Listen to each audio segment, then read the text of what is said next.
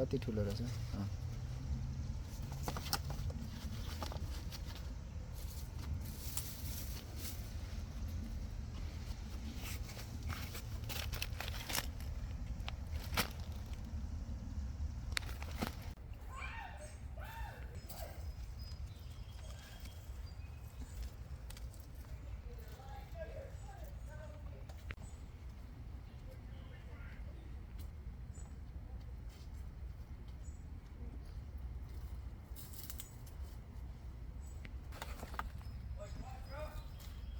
र दुईटामा अस्ति पोहोर चाहिँ एउटा र अलिकति आएको थियो भने योपालि अलिक धेरै ठुला खालका आलु भएकोले गर्दा त्यस्तो धेरै देखिएन तर ठुला खालका आलु गर्दा 2 क्यारेट आएछ एउटा क्यारेट कति छ चाहिँ अब ओजन गरेको छैन एकदमै धेरै आलु फलेछ